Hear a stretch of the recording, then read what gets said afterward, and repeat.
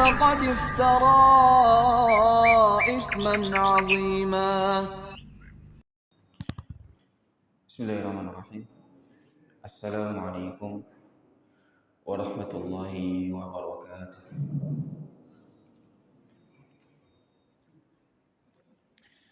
Innal hamdalillah nahmaduhu wa nasta'inuhu wa nastaghfiruh wa na'udzu bihi min shururi anfusina wa sayyiati a'malina. May yahdihillahu fala mudilla lahu wa may yudlil fala hadiya lahu. Asyhadu an la ilaha illallah wahdahu la syarika lah wa asyhadu anna Muhammadan abduhu wa rasuluh. Amma ba'd. Qala Allah Ta'ala fi kitabihil karim, ya ayyuhalladzina amanu taqullaha haqqa tuqatih wa la tamutunna illa wa antum muslimun. Fa inna asdaqal hadithi kitabullah wa khairal hadyi hadyu Muhammadin sallallahu alaihi wasallam wa syarral umuri muhdatsatuha wa kullu muhdatsatin bid'ah wa kullu bid'atin dhalalah.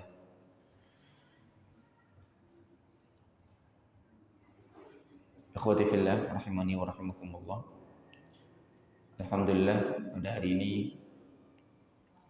kembali kita bermajelis di salah satu rumah di antara rumah-rumah Allah Subhanahu wa taala. Dan tentu setiap kali kita mulai majelis ini, kita berusaha mengingatkan diri kita pribadi untuk memperbaiki niat dan juga apa yang kita harapkan dari amalan kita ini. Semakin baik dan bagus niat seseorang, maka semakin maksimal juga manfaat dari ilmu yang dia kaji. Namun semakin buruk atau semakin melenceng niat seseorang, maka semakin tidak bermanfaat ilmu yang dia kaji. Oleh karena itu, di antara niat yang baik dalam mengaji atau mengikuti pengajian bermajelis ilmu, di antaranya adalah mencoba mengangkat ketidaktahuan atau kejahilan pada diri kita dan juga dari diri orang lain atas perkara-perkara agama yang memang perlu kita ketahui. Kita tahu bahwasanya setiap dari kita dilahirkan dalam kondisi yang bodoh. La ta'lamuna syai'a. Kata Allah, ketika kita dilahirkan kita tidak tahu apa-apa. Lalu Allah Subhanahu wa taala yang mengajarkan kita. Imam Syafi'i rahimahullah pernah mengatakan dalam syairnya, ta'allam falaysa al-mar'u yuladu 'alima wa laysa akhu 'ilmin kaman huwa jahil. Belajarlah, mengajilah, karena tidak ada seorang pun yang terlahir langsung jadi alim, langsung tahu tentang agamanya, langsung tahu tata cara sholat, tata cara beribadah kepada Rabbnya. Semuanya butuh belajar. Lalu beliau mengatakan, orang yang akhu ilmin, yang belajar, yang berilmu, laisa kaman huwa jahil, tidak sama seperti orang yang tidak berilmu. Dan begitu firman Allah Subhanahu wa taala, qul hal yastawil ladzina ya'lamun wal ladzina la ya'lamun. Katakanlah, apakah sama orang yang mengetahui dengan orang yang tidak mengetahui? Maka sekali lagi kita niatkan dari pengajian-pengajian yang kita hadiri baik di masjid ini maupun di masjid yang lain, ilmu apapun yang kita dapati, meskipun itu sedikit, kita harapkan itu bisa bermanfaat bagi kita, menambah wawasan agama kita dari hal yang wajib, yang sunnah maupun hal-hal yang lain yang memang perlu kita ketahui. Ikhwati fillah, rahimani wa rahimakumullah. Pada hari ini insyaallah kita akan masuk ke hadis yang ke-17 dari hadis Al-Arba'in An-Nawawiyah yang sedang kita baca. Hadis ini menunjukkan betapa sempurnanya agama Islam. Betapa Islam itu terbukti bahwa syariatnya bukan dari sembarang sumber. Benar-benar Islam itu bersumber dari Allah Subhanahu wa taala, Rabbul Alamin, Rabbnya alam semesta. Dialah Allah yang Maha Hamid, Al-Hamid, yang terpuji, yang segala puji bagi Allah Subhanahu wa taala dalam setiap hal yang bersumber dari Allah. Allah terpuji dalam perbuatannya, Allah terpuji dalam firman-Nya, Allah terpuji dalam sifat-sifatnya, semuanya sempurna, tidak ada aibnya. Allah juga terpuji di dalam syariatnya, dalam hukum-hukumnya, aturannya selalu sempurna. Ini salah satu bentuk keimanan kita. Kita meyakini bahwasanya hukum Allah lah hukum yang paling sempurna, yang paling soleh, paling cocok dengan manusia di semua tempat dan di semua kondisi, di semua zaman dahulu maupun sampai sekarang. Nabi SAW bersabda melalui salah seorang sahabat bernama Abu Ya'la Shaddad ibn Aus radhiyallahu taala anhu, Rasulullah SAW bersabda, "Inna Allah kataba al-ihsana ala kulli shay. Fa idza qataltum fa ahsinul qitlah wa idza dhabhtum fa ahsinudh dhibhah wal yuhidda ahadukum syafratah wal yurih dhabihata." Hadis ini diriwayatkan oleh Imam Muslim rahimahullah, karena memang kebanyakan hadis-hadis yang dicantumkan oleh Imam An-Nawawi rahimahullah di dalam kumpulan hadisnya Al-Arba'in An-Nawawiyah adalah hadis-hadis yang sahih. Hadis-hadis yang sahih yang mayoritas diriwayatkan oleh dua imam ahli hadis yang diakui akan kumpulan-kumpulan hadisnya, yaitu Imam Bukhari dan juga Imam Muslim rahimahumullah. Rasulullah SAW, baginda Nabi, bersabda, "Inna Allah katabal ihsana ala kulli shay." Sesungguhnya Allah Subhanahu wa taala kataba. Kalau kataba secara bahasa mencatat, kataba artinya menulis atau mencatat, mengumpulkan. Namun ketika kalimat kataba disandingkan dengan huruf ala, kataba ala, maka dia memiliki nilai tambahan. Selain Allah tetapkan, Allah wajibkan, atau Allah perintahkan, atau Allah anjurkan. Seperti yang sering kita dengar dari ayat puasa, ya ayyuhalladzina amanu kutiba alaikum, diwajibkan kepada kalian as-siyam, berpuasa. Maka makna kataba di sini tidak hanya mencatat, melainkan makna yang lebih dari itu, katabal ihsan ala kulli syai. Allah Subhanahu wa taala menetapkan atau memerintahkan untuk berbuat ihsan dalam segala sesuatu. Dalam segala sesuatu. Kalimat ala kulli syai, segala sesuatu ini menunjukkan bahwasanya ihsan itu yang dituntut oleh Allah Subhanahu wa taala harus ada di setiap lini kehidupan kita. Di setiap lini kehidupan kita. Kalimat ala kulli syai, segala sesuatu. umum, semuanya. Kita diperintahkan untuk selalu bersikap ihsan. Apa makna ihsan? Makna ihsan secara bahasa hasan, baik. Ihsan memberi kebaikan, berbuat baik.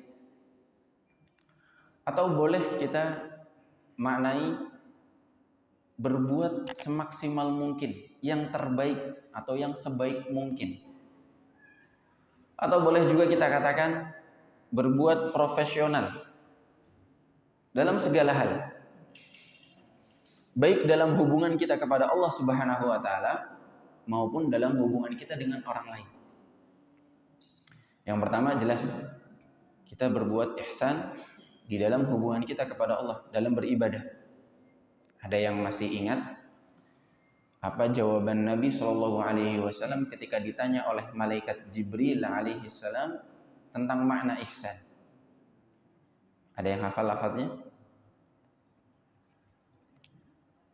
Dari jamaah, ini termasuk hadis yang kedua kalau tidak salah. Apa makna ihsan yang dijawab Nabi ketika ditanya oleh malaikat Jibril alaihissalam? Beliau mengatakan, "Anta'budallah ka'annaka tarah, fa in lam takun tarah, fa innahu yarak." Ihsan kepada Allah dalam beribadah adalah engkau beribadah kepada Allah seakan-akan engkau melihatnya. Dan jelas kita tidak bisa melihat Allah di dunia ini karena kelemahan kita. Nabi Musa alaihi salam ketika Allah tampakkan dirinya di suatu bukit atau gunung, ketika Nabi Musa minta untuk melihat Rabb-nya, ya, Allah katakan kalau gunung ini masih kokoh, masih utuh, kamu bisa lihat saya. Ya. Namun ketika Allah Subhanahu wa taala, "Falamma tajalla rabbuhu lil jabali ja'alahu dakka wa kharra Musa sa'iqa." Ketika Allah Subhanahu wa taala tampakkan gunung itu hancur berkeping-keping dan Nabi Musa alaihi salam jatuh pingsan. Sehingga disimpulkan oleh para ulama di dunia ini kita tidak mampu melihat Allah Subhanahu. Namun jangan khawatir. Kita boleh berbahagia karena nanti insya Allah di akhirat kelak Allah Subhanahu wa taala akan menampakkan dirinya di hadapan orang-orang yang beriman. Nabi Shallallahu alaihi wasallam bersabda kepada sahabat-sahabatnya, "Wahai para sahabatku, bagaimana kalian melihat bulan purnama di malam Lailatul Badr yang begitu cerah? Apakah kalian berdesak-desakan ketika melihat bulan itu?" Para sahabat mengatakan tidak. Lalu Nabi Shallallahu Alaihi Wasallam mengatakan, demikianlah nanti kalian akan melihat Rabb kalian, Allah Subhanahu Wa Taala. Dan melihat Allah Subhanahu Wa Taala adalah salah satu nikmat yang sangat agung. Bahkan di antara kenikmatan-kenikmatan orang yang beriman di akhirat kelak, yang paling besar adalah nikmat melihat dan menatap wajah Allah Subhanahu wa taala. Zat Tuhan yang setiap hari kita sembah 5 hari sekali, kita tidak pernah melihatnya. Jelas kita rindu sekali ingin melihat. Kata Allah Subhanahu wa taala, "Lilladzina ahsanul husna wa ziyadah." Bagi mereka orang yang telah berbuat baik di dunia, husna, surga. Wa ziyadah, plus bonus. Apa bonusnya? Mereka bisa menatap Allah Subhanahu wa taala. Allah Subhanahu wa taala berfirman, "Wujuhu yawma idzin nadhiratun ila rabbiha nadhirah." Pada waktu itu ada wajah-wajah yang begitu berseri-seri karena mereka mampu melihat Rabb mereka, Allah Subhanahu wa taala. Nah, makna ihsan yang dijawab oleh Nabi Shallallahu Alaihi Wasallam ketika beribadah adalah anta'budallah ka'annaka tarah. Kamu beribadah kepada Allah seakan-akan kau melihatnya. Tapi sekali lagi kita tidak bisa melihat Allah, maka lakukan yang kedua. Fa illam takun tarah fa innahu yarak. Kalau kamu tidak mampu melihat Allah, maka ketahuilah, sadarilah, resapilah bahwasanya Allah melihatmu. Bahwasanya Allah Subhanahu wa taala melihat. Maka ihsan itu memang ada dua macam. Yang pertama ihsan kepada Allah Subhanahu wa taala ketika kita beribadah kepadanya, yang kedua ihsan kepada makhluknya Allah Subhanahu wa taala yang disebutkan contohnya dalam hadis ini. Ihsan yang pertama tadi adalah sebagaimana yang tadi disebutkan Nabi Shallallahu alaihi wasallam. Saat kita sholat, kita diperintahkan untuk melaksanakan dan mengerjakan sholat ini sebaik mungkin. Dengan cara bagaimana? Dengan cara kita rasakan bahwasanya diri kita sekarang berhadapan dengan Allah Subhanahu wa taala.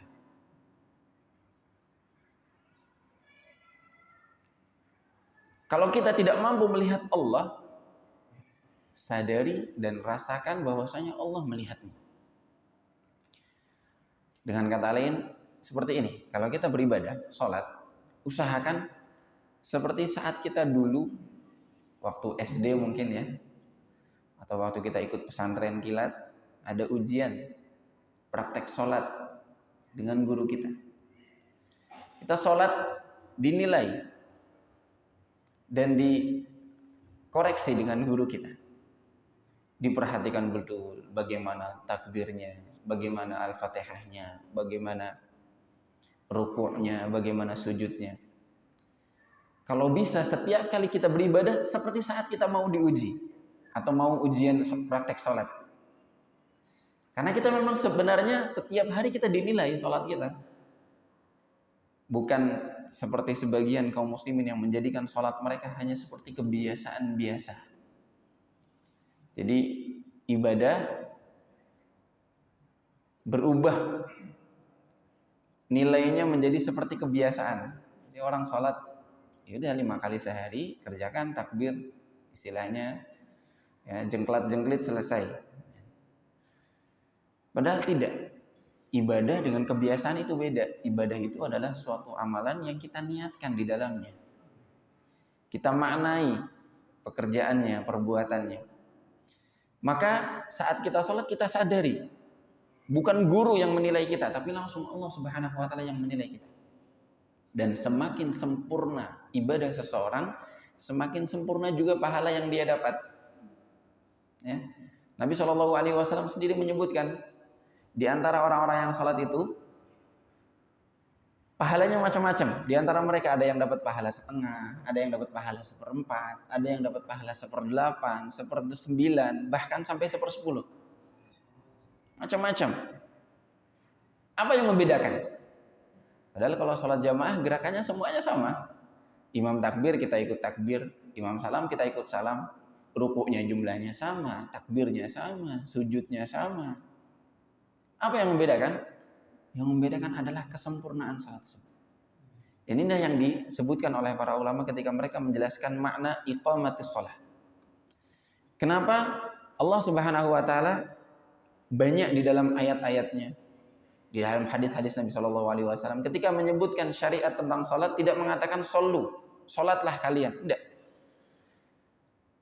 Bahkan ya, hampir seluruh ayat-ayat yang menunjukkan tentang salat lafadznya apa? Aqimus shalah. Bukan salat hendak, tapi aqimus shalah. Apa makna aqimus shalah? Dirikanlah salat. Di antara makna yang tersembunyi dalam kalimat ini adalah maknanya kerjakanlah salat dengan menyempurnakan syarat-syaratnya, dari mulai wudunya, dari mulai pakaian yang suci, dari mulai niatnya, rukunnya, takbirnya, rukuknya, sujudnya. Dan insya Allah jamaah menyadari di antara sebagian kaum muslimin yang sholat, atau mungkin salah satu dari kita, ketika sholat ada yang sujudnya malas-malasan. Kita diperintahkan sholat sujud di atas 7 anggota tubuh, kedua tangan, kedua lutut, kedua kaki, kemudian kening yang masuk di dalamnya telinga. Banyak di antara mereka ada yang ya hanya keningnya saja yang menempel, hidungnya tidak menempel. Ya. hidungnya tidak menempel, malas-malasan. Dilarang untuk tidak boleh menyentuhkan sikunya ke tanah atau ke lantai, karena itu seperti seperti anjing yang ketika rebahan. Tapi masih banyak saja orang yang sholat seperti itu. Kita diperintahkan untuk merenggangkan anggota badan kita sebisa mungkin tanpa harus mengganggu orang yang sholat di samping kita.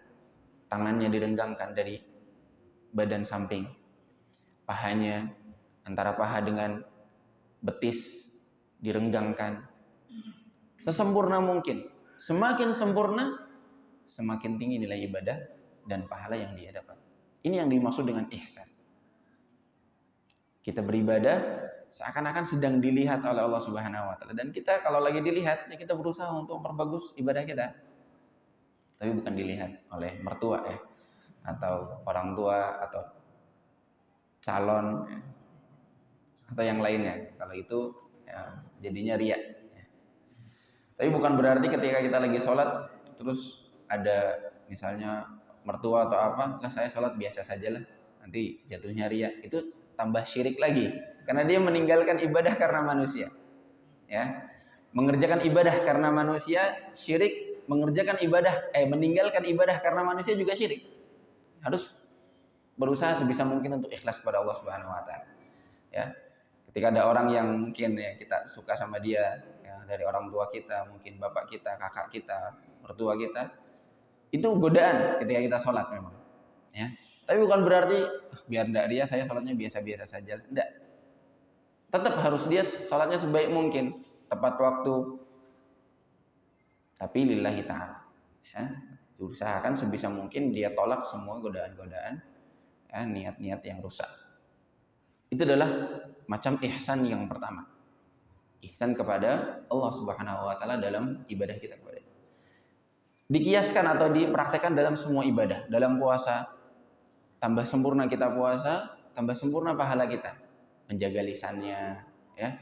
Betapa banyak orang yang berpuasa yang dia dapati hanya lapar dan hausnya saja, sebagaimana sabda Nabi. Ya, kenapa? Karena dia tidak menjaga lisannya. Dia memang tidak makan, tidak minum, tidak berhubungan suami istri selama 12 jam misalnya. Tapi dia mulutnya ngomong sembarangan dan lain sebagainya. Dia marah-marah, dia berbuat zalim, sehingga puasanya tidak dapat apa-apa. Maka kita sebisa mungkin dalam ibadah puasa pun berbuat ihsan, berbuat maksimal mungkin. Ya, memaksimalkan totalitas, profesionalitas, apa sajalah intinya. Yang menunjukkan bahwasanya kita berusaha mengerjakannya dengan sebaik mungkin. Zakat, haji, umroh, semua ibadah. Dalam tilawah Al-Quran, berzikir, itu berbuat ihsan.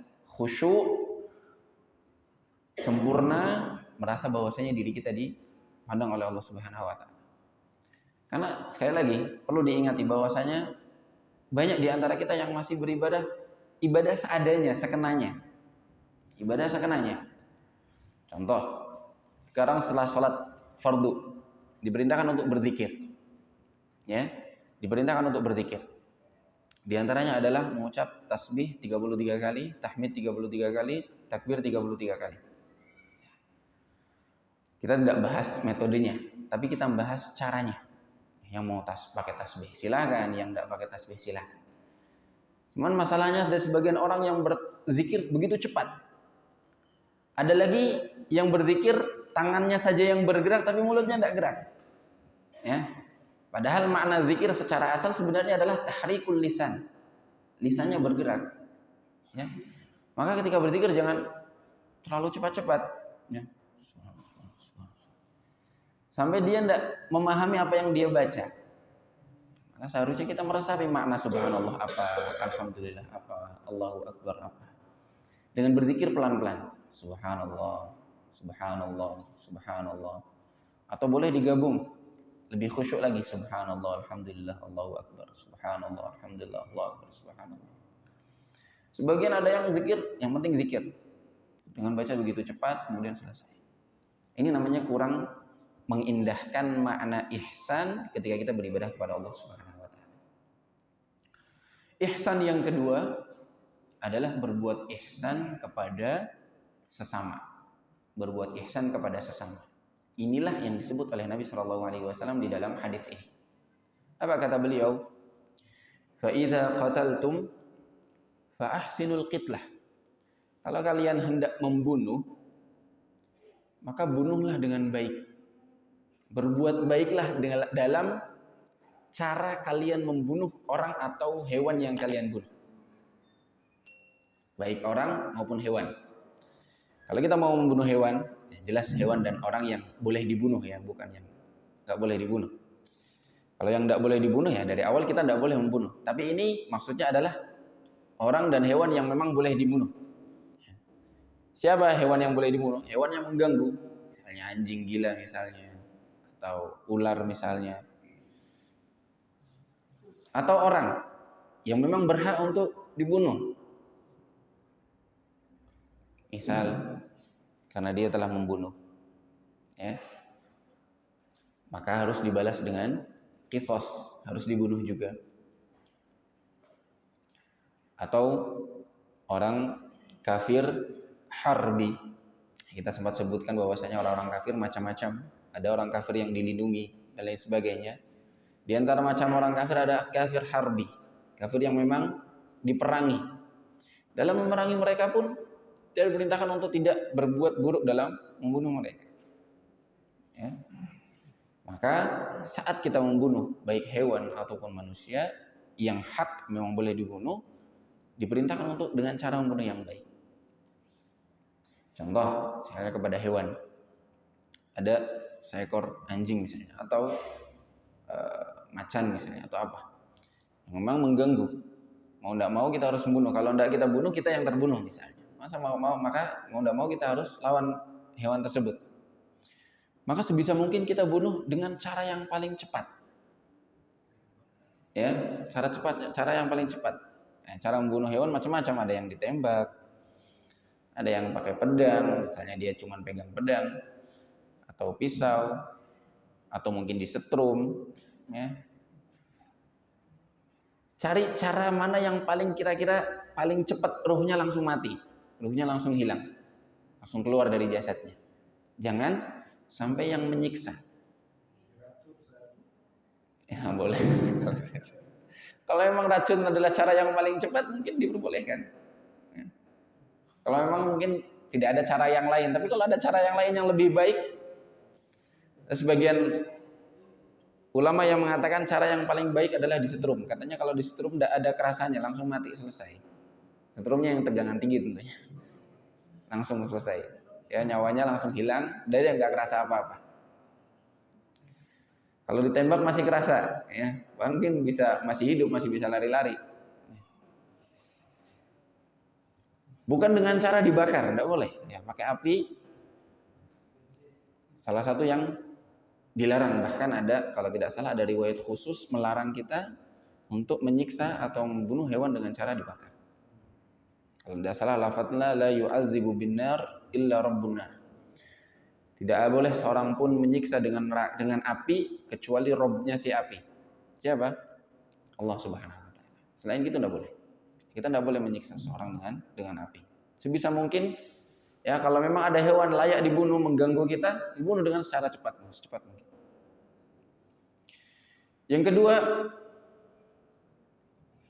kafir harbi misalnya, manusia yang memang diperangi, orang non muslim yang memang diperangi. Kalau sudah memenuhi syarat bertemu di dalam medan perang, kita diperintahkan untuk sebaik mungkin membunuh mereka tanpa harus menyiksa mereka. Kalau tidak salah disebutkan oleh para ulama, cara membunuh orang kafir adalah dengan memukul atau memenggal bagian badan dari leher ke atas. Dari leher ke atas. Fador berriqab. Dengan cara ditebas atau yang lainnya. Tidak boleh memutilasi, mutilasi tidak boleh. Motong-motong meskipun dia musuh. Ya, tidak boleh. Bahkan ada hadis larangan yang sharih dari Nabi SAW yang melarang untuk memotong-motong jasad manusia. Yang ketiga, kalau orang memang berhak untuk dibunuh karena kriminalnya dia, karena pidananya dia. Misalnya dia membunuh orang, maka dalam Islam sebagaimana yang kita sebutkan pada kesempatan yang lalu, diqisas. Pada dasarnya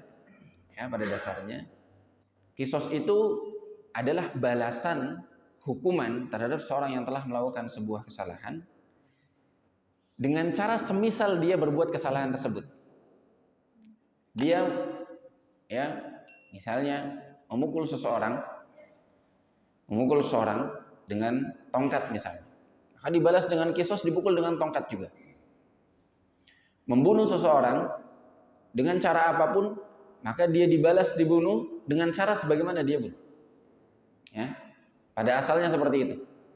Kalau seorang membunuh dengan pisau, ya dibunuh lagi dengan pisau. Kecuali kalau cara membunuh dia adalah cara yang diharamkan. Jadi ini tidak mutlak dibalas sesuai dengan cara bagaimana dia berbuat pembunuhan. Ya. Pada dasarnya memang seperti itu. Dia membunuh dengan cara apa, dibalas hukumnya diqisas dengan cara bagaimana dia membunuh. Kecuali kalau dia membunuhnya dengan cara yang haram, maka tidak boleh dibalas dengan cara yang haram juga. Contoh, seseorang membunuh dengan cara misalnya sihir. Ya, tidak boleh dibalas harus pakai sihir juga, sihir haram.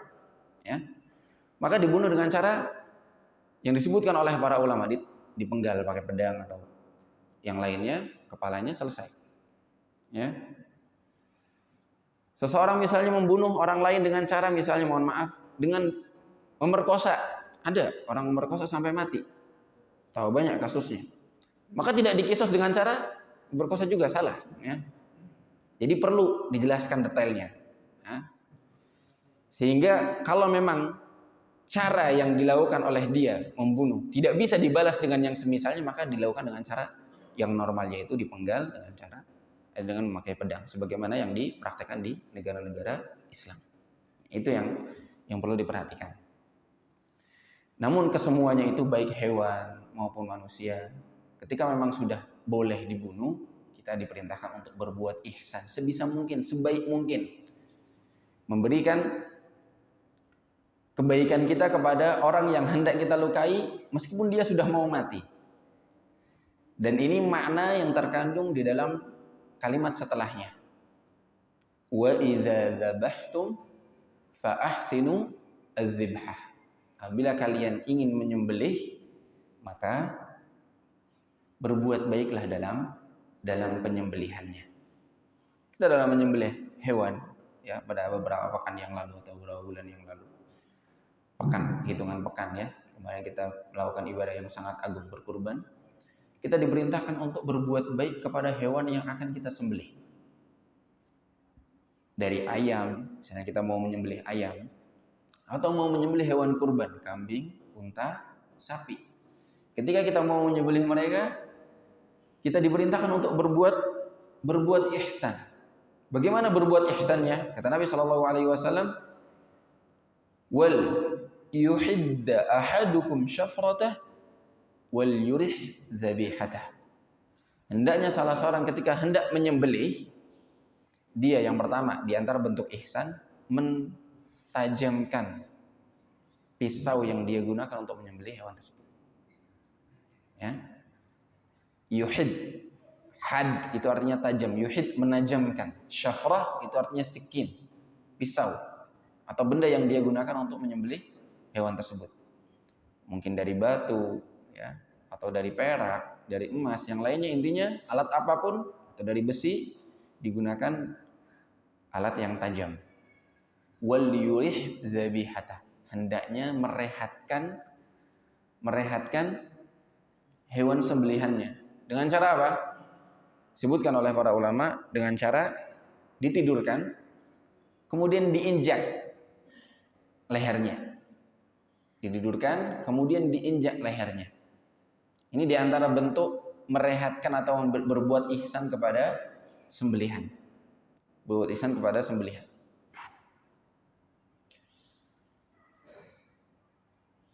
Kemudian makna yang lain dalam berbuat baik ketika proses penyembelihan adalah dia menyembelih dengan secepat mungkin. Ya. Karena ini masih berkaitan dengan perintah tadi, menajamkan pisaunya. Kalau bisa saat menyembelih juga tidak bertele-tele, ya, langsung dipotong anggota badan yang memang harus dipotong. Dalam hal ini adalah minimalnya 2 urat leher si sembelihan, atau dalam bahasa Arab disebut al-wadajan, ya, 2 urat sembelihan. Ada yang menyebutkan perlu juga, ya, di antara yang perlu dipotong al-mari dan juga al-hulqum, kerongkongannya. Namun wallahu taala alam bisawab, kalau 2 urat lehernya sudah terputus sudah cukup, sudah sah. Tapi kalau misalnya ditambahi dengan hulqum tadi dan al-mari tadi yang ikut terpotong, lebih afdal lagi. Lebih afdal lagi. Sebagian ulama menjelaskan tentang hukum mengikat hewan saat mau disembelih. Di antara mereka ada yang mengatakan lebih baik tidak diikat. Lebih baik tidak diikat. Kecuali kalau memang darurat sekali, tidak bisa disembelih, kecuali harus diikat karena dia meronta-ronta. Tapi kalau misalnya memang dia tidak meronta-ronta, tidak perlu diikat. Contohnya hewan kambing misalnya. Kambing itu kan tidak perlu misalnya, tidak perlu diikat. Cukup diinjak saja lehernya.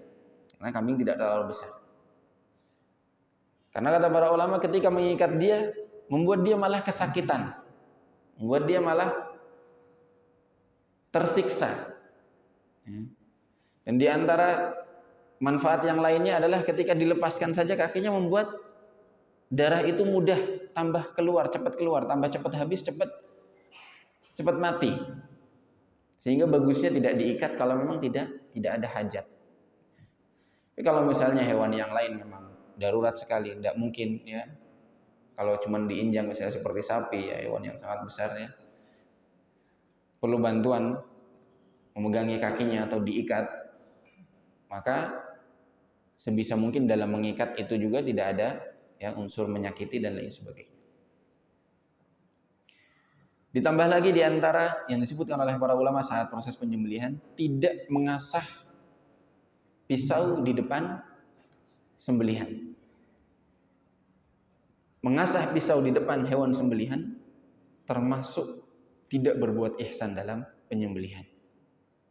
Bahkan ada hadis khusus yang menyebutkan, ya, kita diusahakan kalau mengasah pisau yang mau menyembelih atau yang mau digunakan untuk menyembelih hewan sembelihan kita, diasah di belakangnya atau jauh-jauh dari dia, tidak melihatnya. Dan di antara bentuk berbuat ihsan kepada sembelihan juga, jangan menyembelih hewan yang lain di hadapan hewan yang mau disembelih, ya. Karena jelas itu membuat dia takut. Bahkan bisa saja dia lari, kabur, ya. Kalau kabur tambah repot lagi.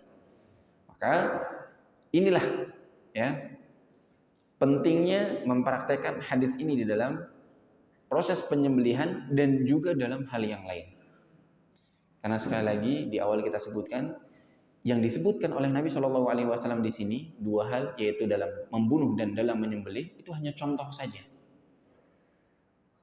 Melainkan Nabi Shallallahu Alaihi Wasallam ingin menyampaikan bahwa ihsan itu perlu dipraktekkan dalam segala hal, dalam segala aspek hidup kita.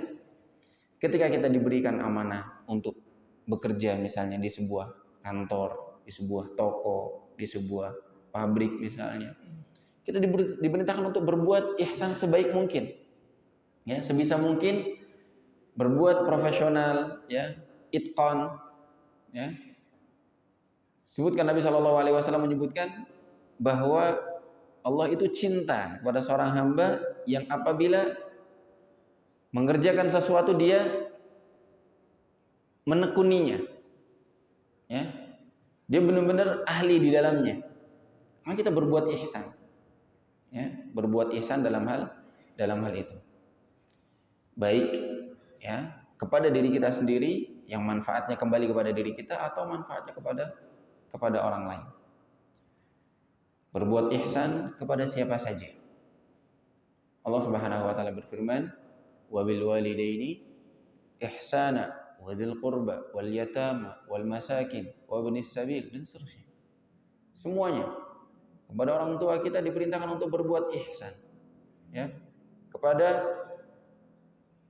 orang-orang kerabat kita diperintahkan untuk berbuat ihsan. Tetangga berbuat ihsan. Kepada yatim kita juga diperintahkan untuk berbuat ihsan. Semua. Termasuk kepada anak kita, adik kita. Ketika kita hendak mendidik, ya, nah ini yang paling berat. Kadang-kadang orang tua berpikiran, ya, dengan dia berbuat kasar misalnya kepada anaknya, dia pikir ini akan baik bagi dia, membuat dia jadi bagus, ya, jadi disiplin dan lain sebagainya. Padahal banyak di antara sikap-sikap yang sebagian besar kita lakukan kepada anak kita sebenarnya tidak perlu, ya. Dan ini ujian sekali, godaan sekali. Soalnya kadang-kadang orang tua merasa letih, capek, pusing, banyak masalah, kepikiran, kemudian melihat anak yang rewel, anak yang tidak mau nurut, dikasih tahu dan lain sebagainya. Kemudian kita ya menggerakkan tangan kita untuk memukul anak kita. Kita diperintahkan untuk apa? Berbuat ihsan kepada siapapun, termasuk kepada anak-anak kita. Mendidik, kalau mau memukul boleh, silahkan. Memang dibolehkan seorang tua memukul anaknya, seorang suami memukul istrinya, tapi dengan cara yang ihsan, dengan cara yang baik. Di antara kriterianya memukul yang tidak sampai mencederai, melukai, ya, menghindari wajah, ya. Bahkan banyak di antara para ulama banyak yang mencontohkan cara memukul dalam rangka mendidik, baik itu anak, murid, atau istri, itu dengan cara apa? Kayu siwak. Bayangin, ya, atau bayangkan memukul dengan pakai siwak. Berarti tidak kerasa sama sekali. Tapi memang intinya bukan menyakiti, intinya adalah mendidik. Yang penting dia tahu bahwasanya dia sedang dipukul, dia sedang dididik, dia sedang diajari, diberikan pengajaran. Sehingga sekali lagi jemaah sekalian yang dimuliakan Allah Subhanahu wa taala, ini semua kembali bahwa kita diperintahkan untuk berbuat ihsan kepada siapapun. Berbuat ihsan kepada siapapun yang Allah Subhanahu wa taala perintahkan kita berbuat ihsan kepadanya, termasuk pada Allah Subhanahu wa taala. Jemaah sekalian yang dimuliakan Allah Subhanahu wa taala, di antara faedah-faedah yang disebutkan oleh para ulama kita bacakan. Yang pertama, ra'fatullahi azza wa jalla bil ibad. Ini adalah bentuk sayangnya Allah, perhatiannya Allah kepada hamba. Wa annahu katabal ihsana ala kulli syai'. Di mana Allah Subhanahu wa taala mensyariatkan untuk berbuat ihsan dalam segala hal. Pada diri kita maupun pada orang lain. Wa yadkhulu fi dzalika al-ihsan ila syakhsin tadulluhu tariq. Di antara yang disebutkan oleh Syekh, contohnya adalah meskipun hanya berbuat ihsan dengan cara menunjukkan jalan. Ini juga salah satu bentuk ihsan. Salah satu bentuk ihsan, berbuat baik. Atau mungkin hanya disebutkan wa kadza it'amut ta'am, memberi makan, berbagi makanan. Wal amri bil ma'ruf wan nahyi 'anil munkar. وما ذكره النبي صلى الله عليه وسلم من القتل والذبح مجرد أمثلة. Yang disebutkan oleh Nabi hanya contoh. Namun sekali lagi tujuannya Nabi menjelaskan bahwa semua aspek kehidupan kita diperintahkan untuk berbuat ihsan. Bantu orang naik kendaraan, berbuat ihsan. Membantu orang mengangkatkan barang dagangannya ke kendaraannya, naik becaknya atau naik motornya, itu adalah bentuk ihsan. Bahkan kesemuaan itu dianggap sedekah oleh Nabi Shallallahu Alaihi Wasallam. Dan sebagai seorang Muslim, kita tidak pantas meremehkan kebaikan sekecil apapun di hadapan kita. Kalau memang itu adalah sebuah kesempatan, kita bisa berbuat baik di dalamnya, kita berbuat baik. Meskipun itu hanya sebatas senyum, meskipun itu hanya sebatas menyingkirkan kulit pisang dari jalanan, Dan begitu banyak hadis-hadis dari Nabi Shallallahu Alaihi Wasallam yang menyebutkan bahwa amalan sedikit itu bisa menyelamatkan seseorang meskipun orang tersebut tidak menghiraukannya. Allah Subhanahu Wa Taala berfirman, "Faman ya'mal mithqala dzarratin khairan yarah." Sekecil apapun seorang berbuat baik, dia akan melihat balasannya. Apa yang Allah Subhanahu Wa Taala siapkan balasan bagi dia. Nabi Shallallahu Alaihi Wasallam menyebutkan iman, di antara bentuk iman yang paling rendah adalah imatatul adza 'anit thariq, menyingkirkan gangguan dari jalan. Maka jemaah sekalian yang dirahmati Allah Subhanahu Wa Taala, faedah yang pertama ini kita perhatikan bahwa berbuat ihsan ada di dalam segala aspek kehidupan. Kita jeda terlebih dahulu untuk azan. Tafadhol.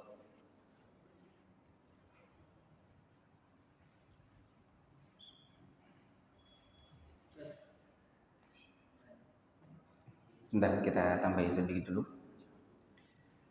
Jemaah sekalian yang dimuliakan Allah Subhanahu Wa Taala, masih berkaitan dengan anjuran berbuat baik kepada siapapun, dan itu dianggap sedekah sebagaimana sabda Nabi Shallallahu Alaihi Wasallam, kullu sulama minan nasi alaihi sedekah, kullu yaumin atau kullu yaumin tatlu'u fihi syams. Setiap persendian dalam diri manusia itu punya kewajiban untuk melakukan sedekah, untuk berbuat sedekah setiap hari. Ta'dilu bainal itsnaini shadaqah, menyatukan antara dua belah pihak yang bertikai, bertengkar adalah sedekah. Wa tu'inur rajula fi dabbatihi fatahmiluhu alaih, menolong seseorang untuk naik kendaraannya. Au tarfa'u lahu 'alaiha mata'ahu shadaqah, mengangkat barang dagangannya termasuk sedekah. Wal kalimatut thayyibatu shadaqah, berbuat ihsan dengan cara berucap kata-kata atau tutur yang baik juga dianggap sedekah. Wa kullu khutwatin tamshiha ila shalah shadaqah, setiap langkah yang kita gerakkan menuju salat dianggap sedekah. Wa tumitul adza 'anil thariq sedekah, menjauhkan, menyingkirkan gangguan dari jalanan adalah sedekah. Betapa banyak perbuatan baik yang kita lakukan yang kita anggap itu remeh temeh biasa saja, ternyata bisa menyelamatkan kita dari neraka. Jamaah pernah mendengar kisah seorang perempuan, ya, mohon maaf, pezina, yang dia ketika mau minum melihat seekor anjing yang kehausan sampai-sampai menjilati tanah. Dia pun turun ke bawah ke sumur untuk mengambil air dengan terompahnya atau dengan sepatunya. Kemudian diminumkan kepada anjing tersebut. Allah Subhanahu Wa Taala maafkan dosa-dosanya. Ada seseorang yang hanya menyingkirkan duri dari jalanan atau sebatang kayu dari jalanan, Allah Subhanahu Wa Taala maafkan dosa-dosanya. Maka sekali lagi, di antara faedah yang bisa disimpulkan dari hadis ini, kita diperintahkan untuk berbuat ihsan dalam segala hal, segala kondisi, dalam segala kesempatan. Ketika ada kebaikan, kita lakukan, meskipun hanya sebatas senyum atau bertutur kata yang baik. Tafadhol, barangkali ada yang ingin bertanya.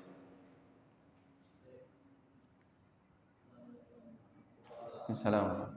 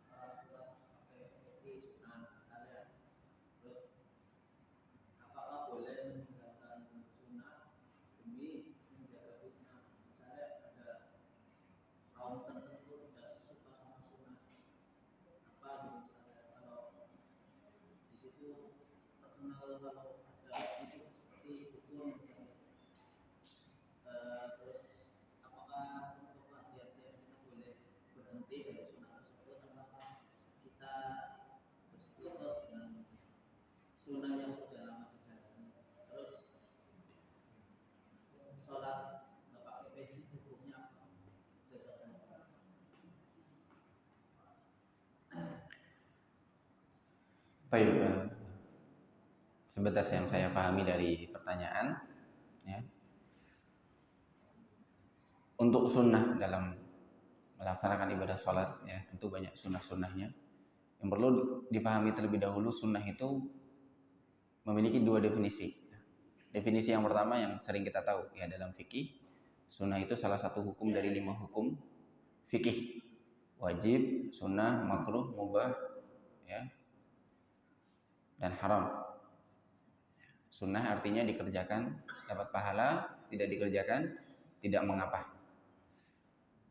Namun ada sunnah definisi yang lebih luas, ya, bahkan mencakup yang wajib masuk, yang sunnah pun masuk, yaitu sunnah dalam ilmu hadis atau ahli hadis yang mengatakan kullu ma udhifa ila nabi sallallahu alaihi wasallam min qaulin aw fi'lin aw taqrir.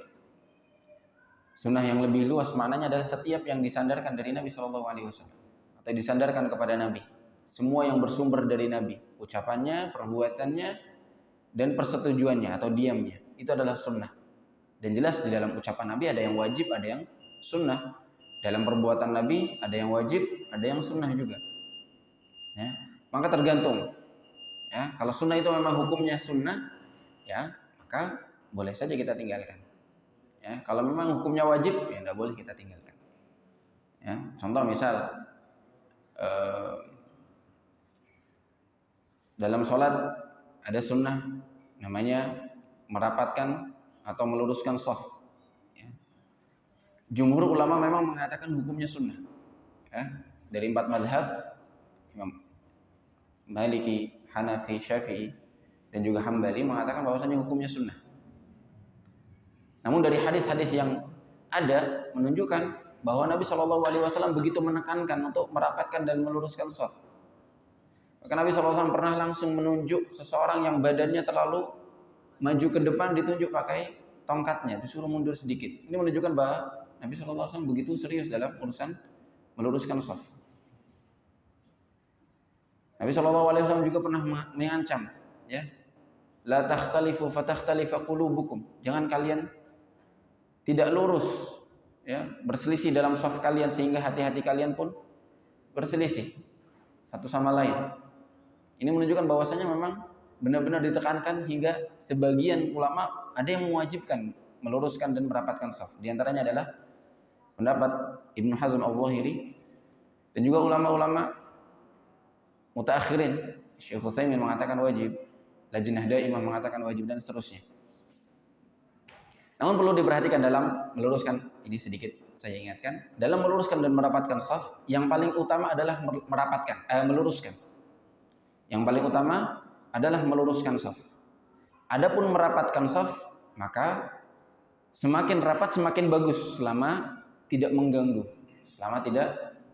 kekhusyuan. Karena memang nyatanya sebagian kaum muslimin ada yang merasa tidak khusyuk ketika terlalu rapat, mungkin ketika terlalu berdempetan, ya, tidak bisa sempurna. Nah, maka dikembalikan semampunya. Semakin rapat memang semakin bagus. Namun tadi yang diutamakan, ya, adalah lurus. Kalau bisa jangan sampai melenceng. Bagaimana cara meluruskan? Cara meluruskan shaf adalah dengan mensejajarkan mata kaki. Ya, dengan mensejajarkan mata kaki. Karena dengan sejajarnya mata kaki nanti dadanya ikut lurus.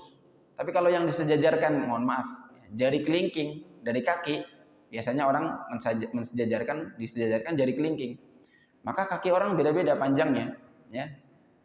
Kaki orang beda-beda panjangnya. Kalau yang disamakan adalah jari kelingkingnya, ada yang terlalu ke belakang karena dia kakinya panjang dan lain sebagainya, sehingga dadanya tidak lurus dengan sampingnya.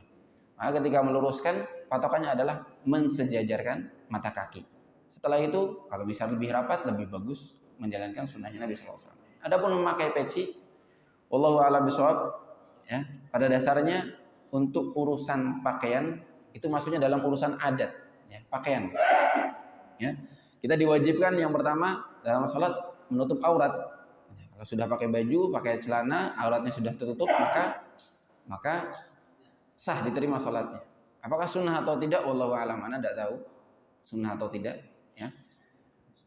Nanti repot lagi, yang sunnah sorban atau peci. Kemudian peci macam-macam, peci Indonesia yang saya pakai, yang sunnah peci yang mana? Kan repot.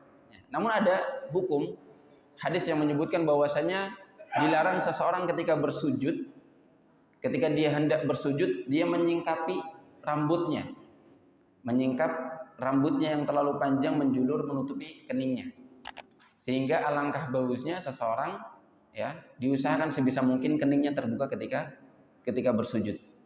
Ya, walaupun sebagian ada yang mengatakan tidak masalah kening tertutup dengan peci, karena anggota badan yang lain, anggota sujud seperti seperti lutut juga tertutup oleh kain. Namun untuk menghindari khilaf, diusahakan sebisa mungkin keningnya juga terbuka.